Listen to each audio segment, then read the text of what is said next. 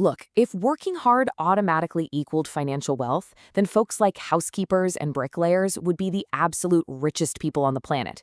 But we all know that's just not the case. Income isn't tied just to raw effort. It's tied to value, and it's tied to systems. Welcome to today's Explainer. We're diving straight into the core systems that actually dictate our financial outcomes, uncovering some truly incredible practical insights from Tosin Des Obamogie's Dig Your Own Well.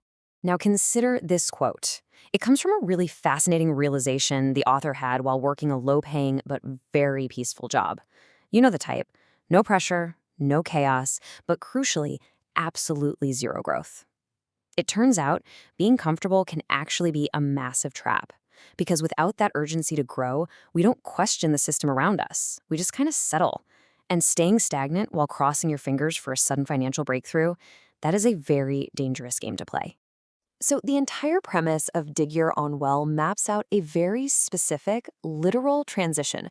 We're talking about moving from being a passive earner, someone who's just hoping their paycheck stretches far enough each month, to becoming an active income builder. It is all about figuring out how to translate your inherent value into reliable, consistent revenue.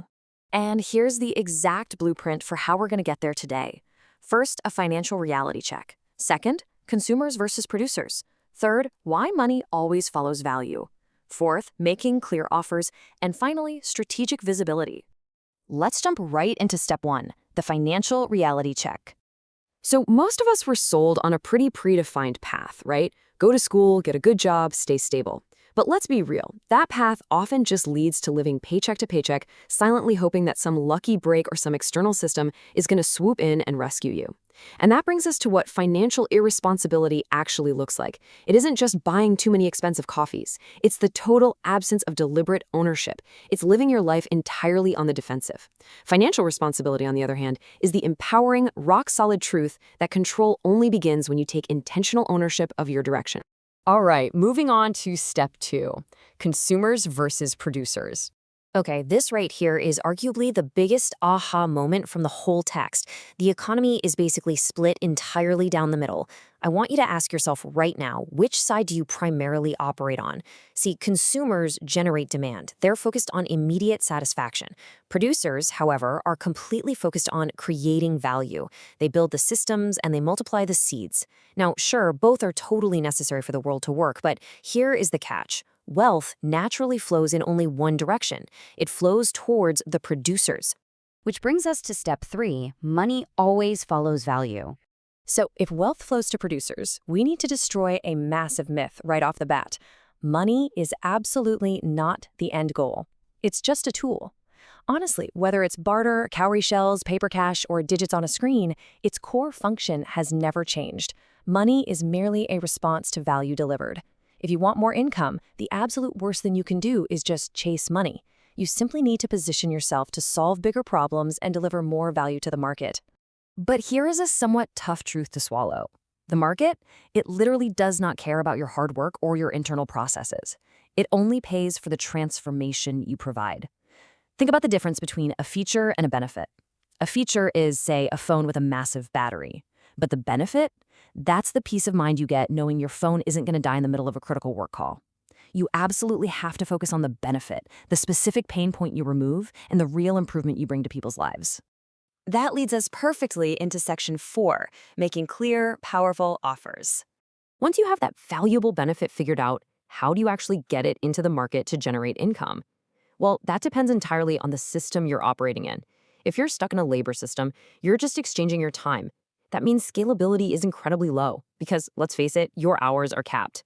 But as you upgrade, say packaging your skills into a service, creating a product, or capturing attention in the digital system, your income completely decouples from your physical time. And that is when your earning potential absolutely skyrockets. But hold on, because just having a scalable system isn't quite enough on its own. You need an offer. An offer is the vital bridge between your internal value and your external income.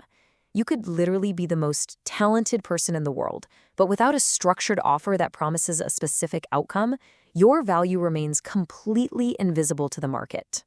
The source material actually gives us this brilliant 4-step architecture to build a rock-solid offer, and you can start using this exact formula today. It goes, I help target audience achieve desired outcome without core problem. So, for example, I help busy professionals build side income streams without quitting their jobs. See how that works? It's highly specific and naturally filters out the wrong audience, and it acts like a magnet, pulling the exact right people directly into your delivery system. And finally, we arrive at Section 5, Strategic Visibility and Positioning. Think about it. What happens when you build an absolutely incredible offer, but nobody sees it? Hidden value can't produce income. We've all been cornered by that desperate salesperson trying to force a pitch down our throats before even saying hello, right? That is just noise. Strategic visibility is the exact opposite. It's about earning your place as an authority so that you are easily findable. Instead of desperately chasing the market, you position yourself so clearly that the market naturally seeks you out when they run into the problem that you solve. Building that kind of visibility means you have to take a complete stranger on a very specific psychological journey. First, obviously, they have to see you, then they need to clearly understand what it is you actually do. By delivering consistent, truly useful content, you start to build real trust. Then you make yourself accessible to them, and only then do you present your offer. If you try to skip these steps and just jump straight to selling, you're going to create resistance, not revenue. To actually put this into practice, the text outlines a highly tactical 30-day challenge using a daily visibility formula. Here's how it works. Publish one piece of valuable content. Engage by commenting thoughtfully on other people's work. Connect by expanding your network without selling anything.